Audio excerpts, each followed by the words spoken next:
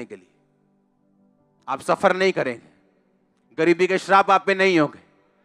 मैं सच कह रहा हूं, मैंने कहा आप सफर नहीं करेंगे, आप दुखी नहीं होंगे, श्रापों के नीचे नहीं रहेंगे। आमीन, ऊंचा आशीष ऊंची। कर से मुझे इससे आजाद होना है, तो मुझे परमेश्वर के नजदीक होना है। मैं वो गलती नहीं करूंगा जो मेरे बाप ने की कि इश्माइल को पैदा कर दिया। मैं उस पवित्रताई पे और परमेश्वर की प्रतिज्ञा पे खड़ा रहूंगा और उस आत्मा को फॉलो नहीं करूंगा जो गलत आत्मा को मेरे बाप ने फॉलो किया, और जो सही आत्मा को मेरे बाप ने फॉलो किया, जो गलती उसने नहीं की मैं उसको अब फॉलो करूंगा। आमीन। आपको समझ आ रही कि नहीं?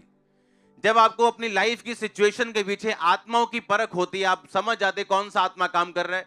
कि एक औरत की में कोई कमी नहीं, लेकिन उसका हस्बैंड उससे कम सुंदर औरत के साथ फंसा हुआ है, और जब वो अपने घर वालों पे ध्यान दे, उसकी नानी भी यही प्रॉब्लम में थी, उसकी मां को भी ये प्रॉब्लम रही, अब उसको ये प्रॉब्लम रही।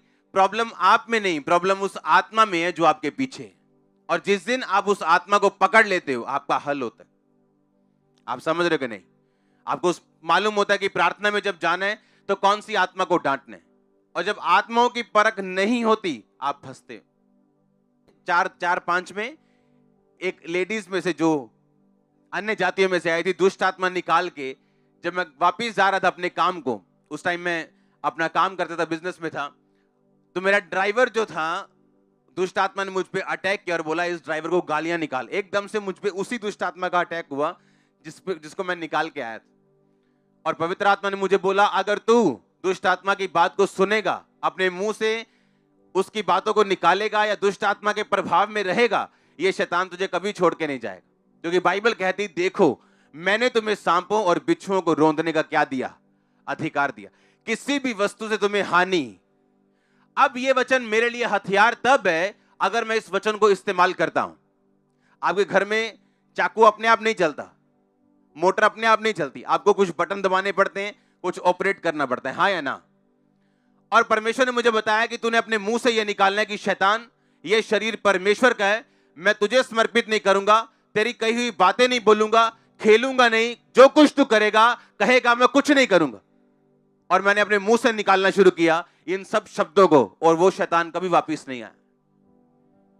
और सोचो अगर मुझे हथियारों के बारे में, वचन के बारे में मालूम ना होता तो आज मैं यही बोलता कि मैंने एक दुष्ट आत्मा निकाली थी, उसके बाद मुझ पे अटैक हुआ, अब मेरी लाइफ ऐसी। जैसे बहुत सारे विश्वासी आज कहते हैं कि जब से मैंने ये काम किया था मुझे ये प्रॉब्लम हो गई थी, उसके बाद हम कभी नहीं उठे। आपको अपने आत्मिक हथियारों का यूज करना है, एक जेलसी, एक पवित्र जेलसी के साथ, और आप देखेंगे शैतान को घुटना टेकते हुए। और आपका आमीन छोटा चर्च। मैंने कहा आप शैतान को घुटना टेकते हुए देखने वाले हो। जोर से बोलो हालेलुया।